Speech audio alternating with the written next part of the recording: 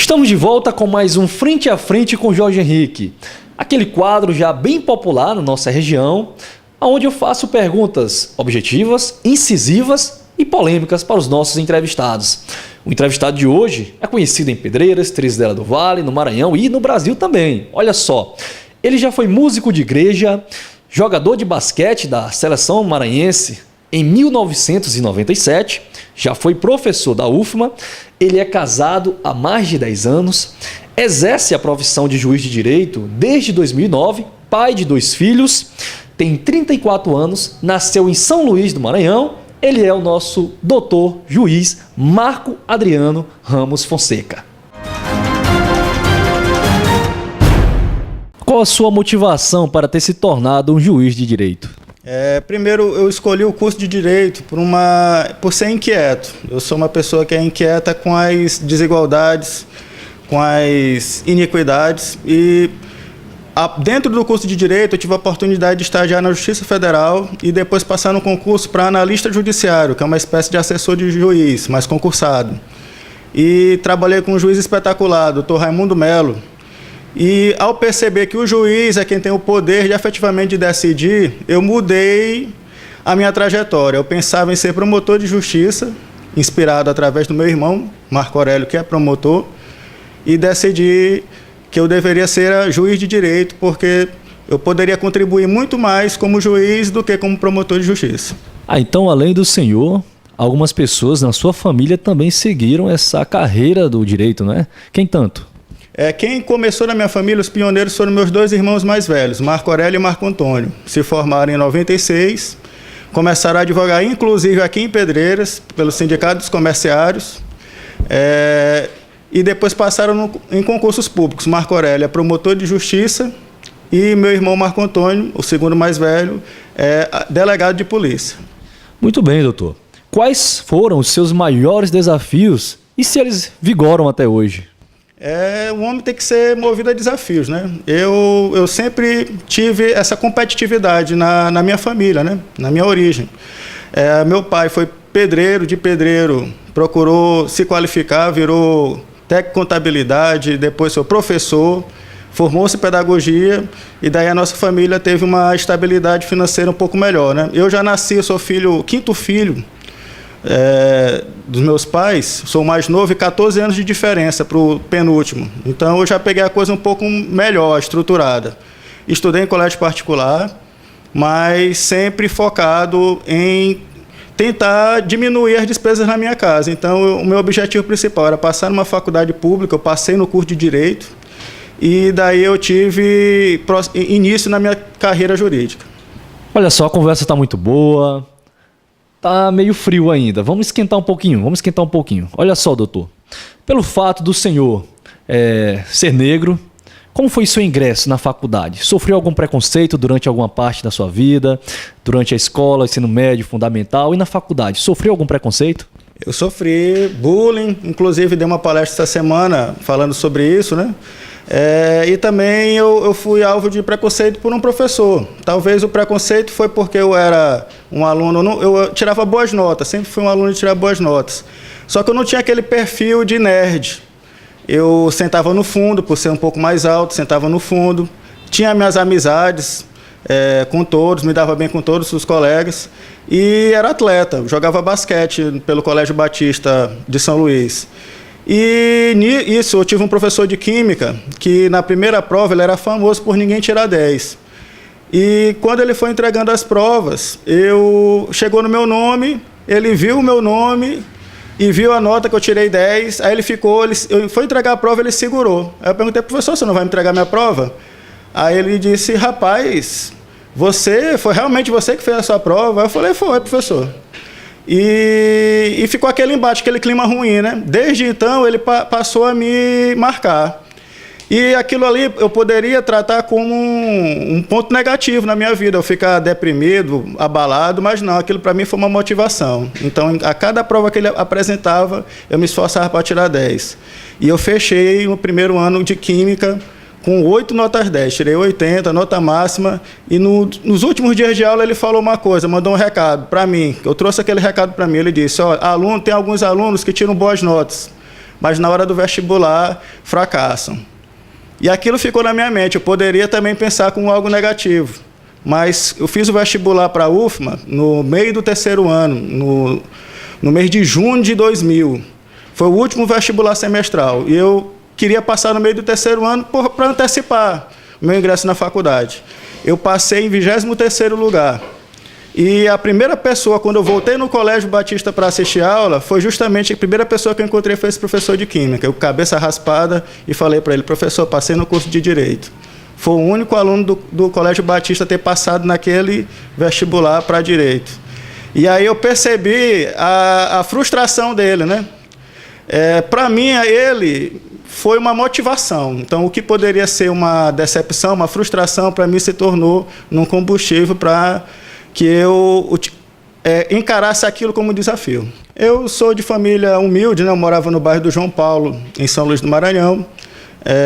Tinha minhas amizades, a gente tem até grupo no WhatsApp hoje, e recentemente, quando a gente se reuniu, a gente até estava conversando que nós somos sobreviventes, né? Porque de um grupo de 10, 12 amigos que jogávamos bola, jogávamos basquete na rua, hoje nós temos 7 bem-sucedidos, 2 que estão aí se consolidando em empregos, concurso público, e eu tenho 3 exemplos negativos, né? Um deles, inclusive, é um amigo de infância que ajudava minha mãe até carregando compra da feira, que está cumprindo pena em Pedrinhas por latrocínio. Então, a gente tem aquele ditado, né, que o ambiente, né, ele que determina quem vai ser o indivíduo. Mas, na verdade, eu não acredito nisso, porque eu vim de um bairro pobre, via muita criminalidade, era exposto, por mais que meus pais fossem muito rigorosos, mas a gente era exposto a certos riscos, né? Mas de 12, nós salvamos 9. Então, quer dizer, não é porque a gente vem de um bairro pobre que a gente vai ser criminoso, não é porque a gente é de origem humilde que vai escolher o caminho errado. Agora, é hora de uma pergunta pesada. Ô doutor, já lhe ofereceram algum tipo de propina? Não, isso aí terminantemente não. Eu acredito muito pela postura, né? Eu sou servidor público desde o ano de 2013, eu fui escrivão de polícia, depois trabalhei como agente administrativo da Polícia Federal, fui presidente da Comissão de Licitação da Polícia Federal, trabalhei como analista judiciário, fui assessor desembargador. Como eu tinha uma trajetória, essa minha trajetória de vida me permitiu ter mais discernimento e mais postura para evitar esse tipo de abordagem. Eu me recordo de uma ocasião em que um prefeito que eu tinha julgado uma improbidade, ele já estava com a sentença transitada em julgado, ele fez o registro de candidatura como para se candidatar à reeleição, né? E veio, comparecer no meu gabinete para dizer, como se mostrasse para os aliados dele que tinha algum tipo de interesse, algum tipo de envolvimento, né? E eu fui terminantemente claro, eu atendo todos com portas abertas, e falei para ele: olha, eu não tenho o que fazer mais com o teu processo, você tinha que recorrer para o tribunal. Para minha surpresa, depois eu soube que ele fez um evento na cidade, dizendo que tinha falado com o juiz que estava tudo certo. Só que, para o azar dele, eu julguei o pedido de registro de candidatura e indeferi o registro de candidatura dele, e foi uma demonstração justamente disso, de que a justiça ela é imparcial. Eu, como magistrado, tenho que ser imparcial. Dizer que nós não temos amizades, não temos convívio social é algo que é inevitável, até porque o juiz é importante que ele participe da sociedade. Mas eu não tenho nenhum fato que me ligue a nenhum tipo de pessoa ou preferência para que me impeça de julgar algum dos processos que estão sob a minha tutela. Um homem de palavras firmes e atitudes mais firmes ainda. Doutor, vou lhe fazer aqui uma pergunta aqui, eu quero uma opinião sua. Tenho certeza que muita gente, muitos dos nossos telespectadores querem saber também a respeito disso. Qual a sua opinião a respeito da pena de morte e do porte de arma? Excelente pergunta. Quanto à pena de morte, eu particularmente, eu não concordo. Primeiro, porque a nossa Constituição proíbe a pena de morte, salvo em caso de guerra declarada. Segundo, por princípios cristãos. A própria morte de Jesus Cristo é uma demonstração de que a justiça ali não foi justa. Então, a própria fundação do cristianismo, a base do cristianismo é um ato de injustiça, né, dos homens. Por mais que a justiça de Deus estivesse no campo da providência de Deus, né, era algo que já estava previsto por ele. Mas a pena de morte é algo... Se nós acreditamos que que o direito penal é algo ressocializador, nós não podemos acreditar que extirpando a vida de uma pessoa nós vamos resolver os problemas da criminalidade. Basta ver os Estados Unidos, por exemplo, que é a maior população carcerária do mundo e tem pena de morte. Resolveu? Não resolveu a violência. O problema da violência é um problema social. E a respeito do porte de arma, doutor? Quanto ao porte de arma, eu também concordo pela sua proibição. Eu particularmente sou contra que o fato de haver a permissão de uma pessoa portar arma aleatoriamente, indistintamente, acaba trazendo insegurança.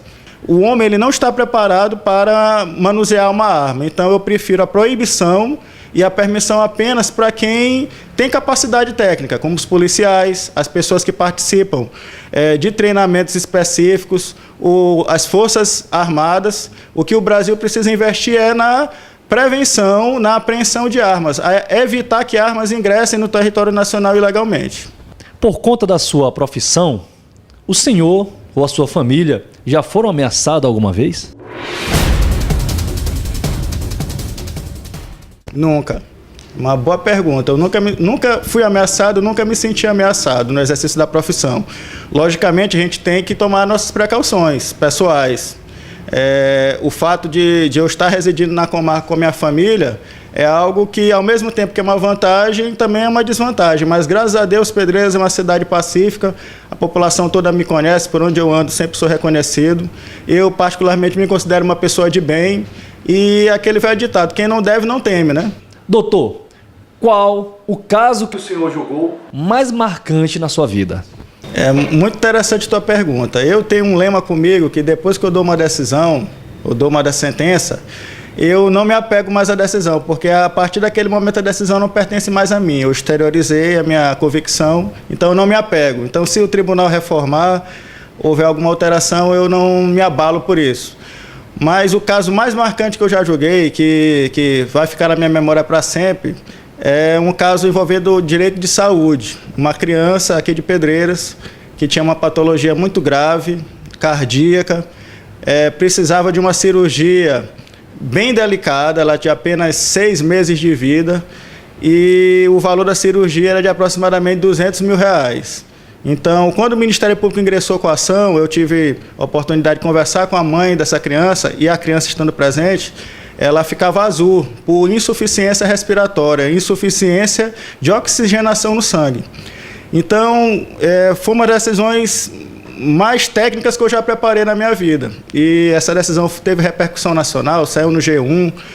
Então, ver hoje essa criança com saúde, crescendo, é uma demonstração de que eu escolhi a profissão certa. Então, não desmerecendo nenhum outro colega, nenhum outro juiz, mas eu tenho para mim que foi uma oportunidade que Deus me deu de mostrar para mim que realmente eu sou útil, porque quando eu passei no concurso público, eu tenho certeza que Deus teve uma participação decisiva. Eu tive um problema de saúde na primeira etapa, eu podia ter desmaiado ao fazer a prova, pelo mal-estar que eu tive. E eu pedi para Deus que, se eu não fosse passar no concurso, que Ele me derrubasse, porque o mal-estar era muito grande. Mas se Ele sabia que eu ia passar no concurso, que Ele me desse força só para eu terminar a prova. Qual a atitude da sociedade, aquele ato social mesmo, aquela coisa que corriqueira, que mais lhe causa aquela famosa ânsia de vômito? São duas atitudes, egoísmo e a indiferença. Por quê? O egoísmo, a gente vive uma sociedade manifestamente egoísta. Cada uma pessoa pensa apenas no seu próprio umbigo. E isso vai influenciar, seja na convivência familiar, o homem se sobrepondo à mulher, seja no meio social, os mais poderosos se sobrepondo aos mais frágeis, e também no aspecto da política. O povo, pensando no seu interesse imediato, vende voto para políticos corruptos que compram votos para se manter no poder. Então, o egoísmo e a indiferença, ver a pessoa sofrendo e você não saber estender a mão, a falta de solidariedade, eu acho que é o maior pecado da nossa sociedade atual. Agora é hora do jogo rápido. Combinado? Preparado? Vamos lá. Maior arrependimento da sua vida? Eu, particularmente, na minha vida, eu não tenho nenhum arrependimento. Qual o seu maior medo? Meu maior medo é ser incapaz de exercer a minha profissão com liberdade. Qual a sua inspiração? Além dos meus pais, da origem da minha família, eu tenho 2 exemplos que eu me marco muito. Ayrton Senna, o ídolo nacional, e Michael Jordan, por sua história de vida, dedicação e superação.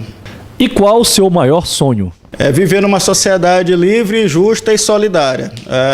É o objetivo da nossa Constituição e é um objetivo também de vida. Eu espero, como juiz, contribuir para que isso se torne realidade. E para finalizar, eu quero que o senhor mande um recado para os nossos telespectadores. Acima de tudo, é ser solidário, o respeito à diferença, o respeito ao próximo. Nós vivemos uma sociedade de intolerância e isso é inadmissível.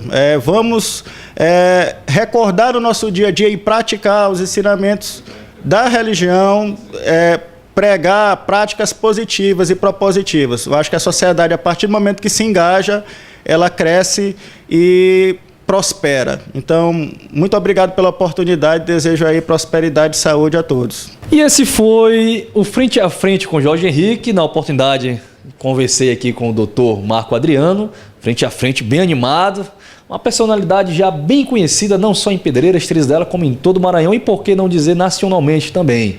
E no próximo, aguarde, tem mais polêmicas por aí. Muito obrigado.